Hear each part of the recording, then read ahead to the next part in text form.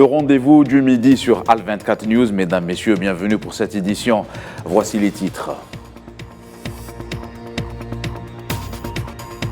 Le président algérien Abdelmadjid Tebboune remet le trophée de la Coupe d'Algérie au capitaine de la Sochleuf au terme d'une finale remportée contre le Serbe Belouizdad.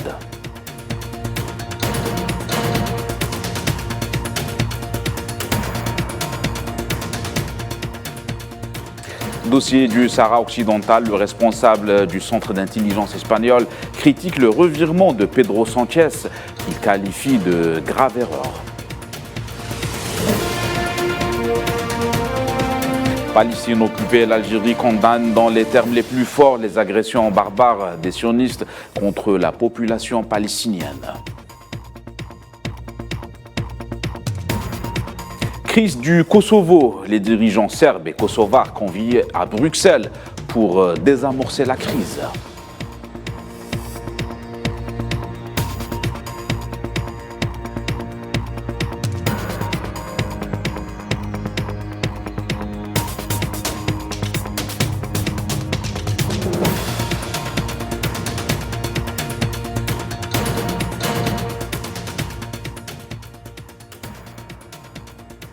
Voilà pour les titres. Bonjour à tous. On entame cette édition par l'événement sportif en Algérie, la finale de la Coupe d'Algérie de football senior, disputée hier au stade Milot Hatfi à Oran, qui a connu la victoire de la Sochleuf contre le Serbe Belouizdad par le score de 2-1 au terme des prolongations. Le président de la République, Abdelmadjid Tebboune, a remis le trophée de cette 56e édition au capitaine de l'équipe victorieuse à Sochleuf, ainsi que les médailles et les distinctions pour les 22 acteurs de cette finale.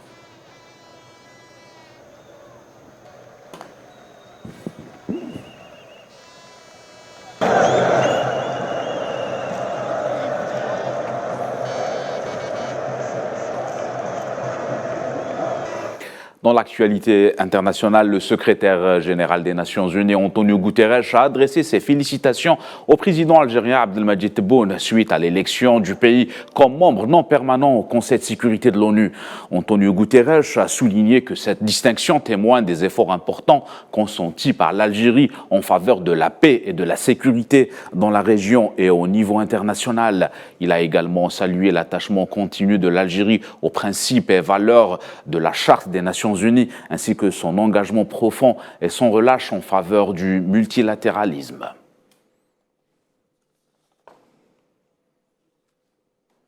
Diplomatie toujours, le chef de la diplomatie algérienne est arrivé à Berlin, dernière étape de sa tournée européenne. Lors de sa rencontre avec son homologue allemande Annalena Baerbock, Ahmed Attaf a souligné l'importance que l'Algérie attache au règlement pacifique des crises internationales, confirmant que l'initiative de médiation proposée par Alger après la visite du président algérien Abdelmadjid Tebboune en Russie a été saluée par le président russe Vladimir Poutine. ومن الصعب أن تجد دولة يحز في نفسها ما يجري اليوم. Il est très difficile de voir ce qui se passe, ça nous fait mal. Cela fait mal à un pays de voir ce qui se passe entre l'Ukraine et la Russie. C'est pourquoi le président Tebboune a suggéré un rôle de médiateur pour faire avancer la paix, afin qu'il y ait un consensus entre les deux pays. Ce sont deux nations amies de l'Algérie. Nous voulons remplir le rôle de médiateur. C'est une initiative que nous avons prise et le président Poutine l'a dit très clairement lors d'une conférence de presse. J'accepte cette médiation. Il aimerait également voir l'Ukraine disposer à cette médiation. Nous voulons construire un pont entre les deux pays. C'est notre aspiration et cela doit être compris comme tel.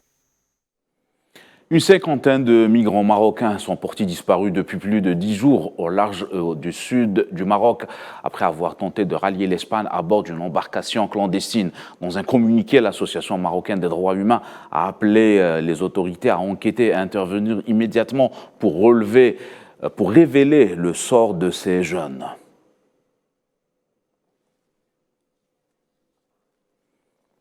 On reste dans le continent. La Banque africaine de développement a révélé que pas moins de 216 millions d'enfants souffrent d'un retard de croissance et de malnutrition en Afrique. À cet effet, la BAD s'active et multiplie ses appels et ses actions pour sauver des milliers d'enfants africains qui risquent de mourir avant leur 5e anniversaire.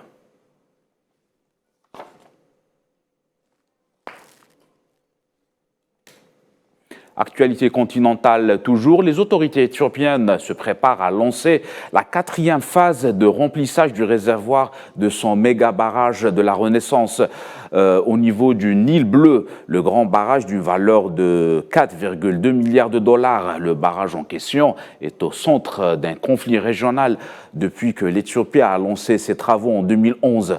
L'annonce de ce nouveau remplissage a été faite par le vice-premier ministre éthiopien, malgré l'opposition constante du Caire, inquiète pour son approvisionnement en eau en aval. Pour le chef de la diplomatie éthiopienne, Demek Mekonnen, les 3 premiers remplissages n'ont pas nui aux pays riverains du fleuve en aval. Les autres remplissages ne seront pas différents.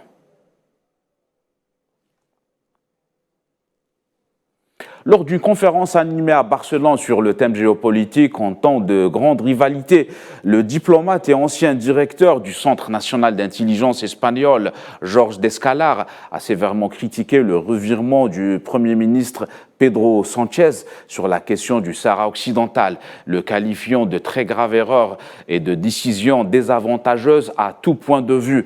Descalar a affirmé ne pas comprendre une telle position qui n'a apporté aucun avantage à l'Espagne, s'agissant d'une décision prise à l'insu de son gouvernement.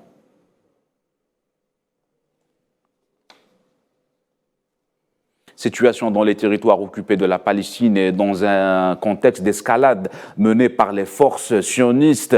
Un citoyen palestinien a été blessé par balle et des dizaines de jeunes palestiniens ont été victimes d'étouffement à Ramallah. Le point avec Souhila Kilal. Un Palestinien blessé par balle et des dizaines de cas de suffocation à Ramallah ce vendredi. Dès l'aube ce matin, des dizaines de colons sionistes escortés par un important cordon militaire ont tenté de se faufiler dans la ville, mettant le feu à l'entrée. L'armée d'occupation sioniste a tiré à balles réelles en direction des jeunes Palestiniens qui tentaient de repousser tant bien que mal l'incursion, blessant un jeune Palestinien à la poitrine et provoquant l'étouffement de dizaines d'autres. Ailleurs, dans le gouvernorat de Ramallah, quelques dizaines de colons sous la protection de l'armée se sont rassemblés à l'entrée ouest du village de Beitin et ont caillassé les véhicules de Palestiniens qui passaient à proximité, causant des dégâts matériels. Ce vendredi également, lors de raids sionistes en Cisjordanie, notamment à Naplouse, Beit Lahm el-Khalil, l'armée d'occupation a procédé à une série d'interpellations parmi les Palestiniens. Au total, 9 jeunes ont été arrêtés après avoir fait irruption dans un certain nombre de maisons et mené des fouilles approfondies. Des affrontements sont suivis au cours desquels les soldats sionistes lourdement armés ont tiré à balles réelles en direction des résidents, faisant 2 blessés au cou et aux côtes et provoquant l'étouffement de dizaines d'autres à cause des gaz lacrymogènes. Les 2 jeunes blessés ont été transportés d'urgence à l'hôpital pour y être soignés. Par ailleurs, dans la soirée de jeudi à vendredi, les soldats sionistes qui tenaient un poste de contrôle près du village de Deir Saraf, à l'ouest de Naplouse, ont arrêté un habitant de la ville de Tolkaram. Et l'Algérie a condamné dans les termes les plus forts les agressions barbares répétées et les actes d'intimidation auxquels s'adonnent les colons sionistes contre les citoyens palestiniens sans défense. C'est ce qu'a indiqué un communiqué du ministère algérien des Affaires étrangères, renouvelant son appel à la communauté internationale d'assumer ses pleines responsabilités pour mettre un terme à la spirale de violence sanglante et les agressions contre les Palestiniens et leurs biens.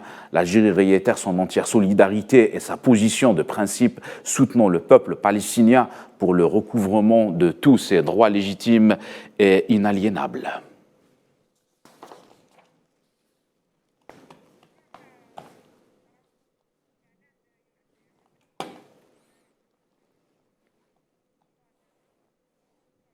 Lors d'un point presse commun, le président américain Joe Biden et le premier ministre indien Narendra Modi ont vanté une relation bilatérale plus forte, plus étroite et plus dynamique que jamais. La visite d'État de Narendra Modi au bureau ovale intervenait alors que Washington cherche à renforcer sa position face à Pékin et dans un contexte géopolitique particulier marqué par le conflit en Ukraine. La visite a aussi permis d'approfondir la relation économique et technologique technologiques, et ce alors que les États-Unis sont devenus le premier partenaire commercial de l'Inde. Les deux pays ont ainsi soldé plusieurs litiges commerciaux.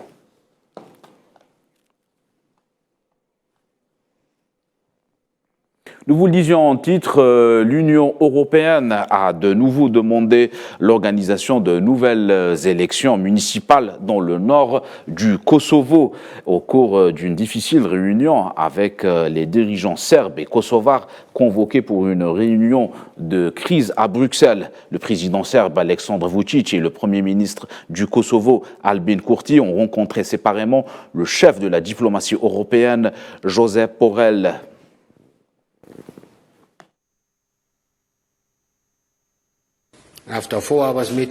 Après 4 heures de réunion, je pense que les deux dirigeants comprennent la gravité de la situation, mais il est évident qu'ils se trouvent dans des situations différentes. Ils ont des approches différentes, ils interprètent différemment les causes, ce qui affecte également les conséquences et les solutions. Les gardes-côtes américains ont annoncé que tous les passagers du sous-marin Titan sont considérés comme morts. La même source a indiqué que le 22 juin, un navire sous-marin avait localisé un champ de débris près de l'épave du Titanic, situé à 3800 mètres de fond. Dans le cadre de la recherche de Titan, le submersible a disparu depuis dimanche avec 5 personnes à bord. Un système de l'US Navy aurait détecté dès dimanche un signal indiquant la probable implosion du submersible, ensuite recherché pendant 4 jours par une armada de sauveteurs dans l'Atlantique du Nord.